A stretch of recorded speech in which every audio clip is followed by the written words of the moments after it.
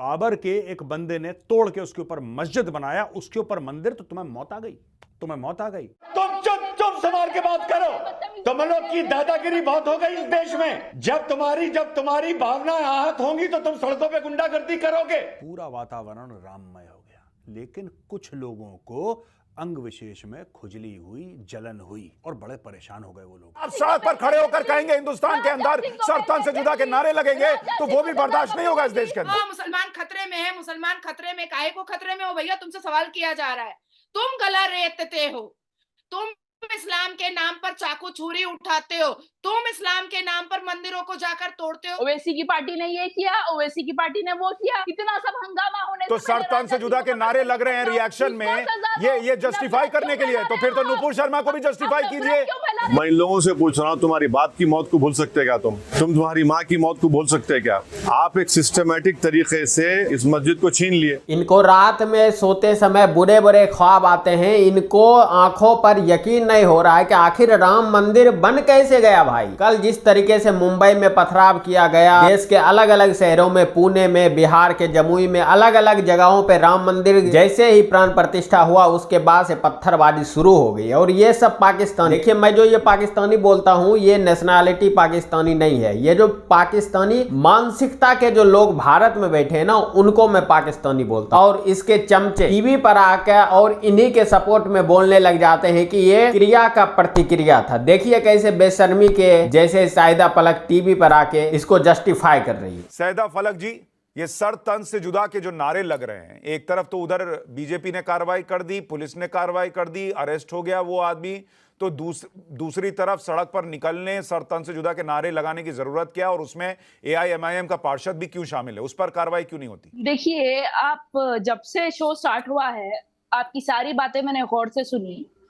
आप सिर्फ उसकी बात कर रहे हैं जो एक्शन का रिएक्शन आया है, आप सिर्फ उसकी बात करते जा रहे हैं। पहले जो एक्शन क्या हुआ, पहले हरकत क्या की गई, आप उसकी बात तो करते ही नहीं। ओवैसी की पार्टी ने ये किया, ओवैसी की पार्टी ने वो किया, इतना सब हंगामा होने तो सर तन से जुदा के नारे लग रहे हैं रिएक्शन में, ये जस्टिफाई करने के लिए, तो फिर तो नुपुर शर्मा को भी जस्टिफाई कीजिए। नुपुर शर्मा का भी रिएक्शन ही था, तो सड़क पर भीड़ लगाने की क्या जरूरत, सड़क पर हंगामे की क्या जरूरत? हम 24 तारीख को जो है वो लॉ एंड ऑर्डर तोड़ देंगे, इसकी क्या जरूरत? नुपुर शर्मा की बात करो। अरे नुपुर शर्मा को भी पहले किसी ने बोला था, नुपुर शर्मा को भी किसी ने हड़काया था, भड़काया था। नुपुर शर्मा के मामले में कोर्ट का कहना है कि नुपुर शर्मा को, कोर्ट के जज का कहना है नुपुर शर्मा को भी भड़काया गया था। तब एक्शन रिएक्शन कहां गया था? तब एक्शन रिएक्शन कहां गया था? सारा रिएक्शन आप लोगों का निकल कर आता है मुसलमानों का। हिंदुओं के लिए आपके अंदर कुछ नहीं है, हिंदुओं के लिए कुछ नहीं है। उसका जो है उसके ऊपर रिएक्ट करो ना, उसके ऊपर कुछ बोलो। असदुद्दीन ओवैसी का भाई बोलता है, असदुद्दीन ओवैसी का भाई अकबरुद्दीन ओवैसी बोलता है कि देश में इतने इतने हिंदू देवी देवताओं के नाम है, कैसे कैसे नामा, हमारी मुबारक महफिल जो है वो खराब हो रही है इनका नाम लेने से। तब कहा है ओवैसी? बाइज्जत बरी हो चुके हैं वो, कई महीनों जेल रह गए आ चुके हैं। नुपुर शर्मा को अभी तक डिटेन किया, एक बार भी डिटेन करे, एक दिन। अरे क्यों डिटेन करे? आपको पता है कुछ सुप्रीम कोर्ट ने कहा है कि गिरफ्तारी नहीं होगी, सुप्रीम कोर्ट ने गिरफ्तारी से रोका हुआ है। पढ़ के आइए पहले, जानकारी है नहीं? सब जानकारी है। हुकूमत किसकी है, कोर्ट किसका है, हुकूमत किसकी है? वहां हैदराबाद में किसकी हुकूमत है? किसकी हुकूमत है? अकबरुद्दीन ओवैसी ने कैसे अपमान किया हिंदू देवी देवताओं का? हिंदू देवी देवताओं का अपमान करने वाला अकबरुद्दीन ओवैसी, उसको लेके भीड़ निकली क्या? आ चुके बाइज्जत बरी हो चुके हैं।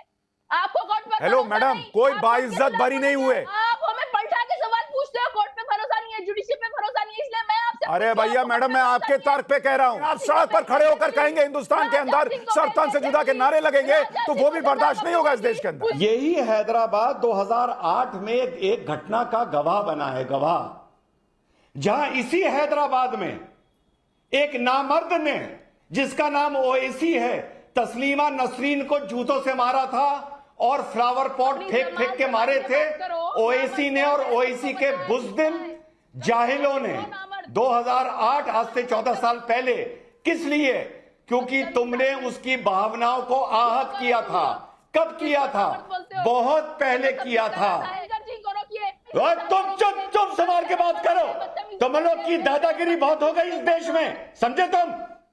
जब तुम्हारी भावनाएं आहत होंगी तो तुम सड़कों पे गुंडागर्दी करोगे, जब किसी हिंदू की होगी तो कहोगे पुलिस थाने जाओ, कोर्ट जाओ। ये फेथ की बुनियाद पर जब फैसला आया तो मैंने उस वक्त भी कहा, आज भी कह रहा हूं कि वो जजमेंट के बाद ही बीजेपी और संघ परिवार के हौसले बहुत बुलंद हो गए। और जब आप इन तमाम सियासी जमातों से पूछेंगे क्यों नहीं बात करें, तो बोलते अरे भूल जाओ ना भाई तुम लोग। मैं इन लोगों से पूछ रहा हूं, तुम्हारी बाप की मौत को भूल सकते क्या तुम तुम्हारी माँ की मौत को भूल सकते क्या? आप एक सिस्टमैटिक तरीके से इस मस्जिद को छीन लिए और कई इश्यूज पैदा हो गए। अब एक सिटिंग चीफ मिनिस्टर महाराष्ट्र का बोल रहा है कि हाजी मलंग दरगाह को मैं तब्दील कर दूंगा। सुनेरी मस्जिद दिल्ली का क्या किस्सा है बताइए आप। तो ये सब चीजें, ऊपर से मोदी ये चाहते हैं कि इससे मेजॉरिटी कम्युनिटी का वोट कंसोलिडेट हो जाए उनके लिए। और दूसरा उनका मकसद ये है कि भारत के मुसलमानों को उनकी हैसियत और उनका मुकाम दिखाना।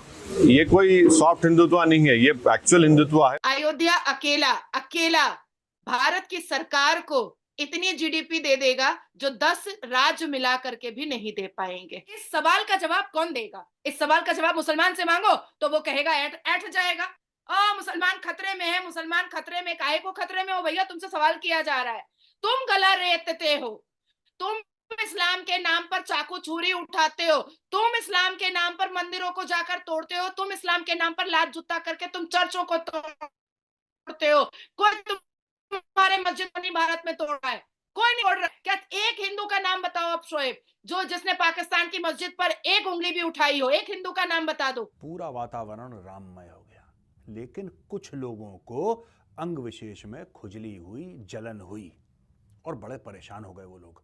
और साहब ट्विटर पे और फेसबुक पे और यूट्यूब पे और अखबारों पे दुनिया भर के लोग दनादन कमेंट्स कर रहे हैं कि बहुत गलत हो गया, बहुत गलत हो गया कि हिंदुओं को उनके आराध्य देव का एक मंदिर मिल गया, बहुत गलत हो गया।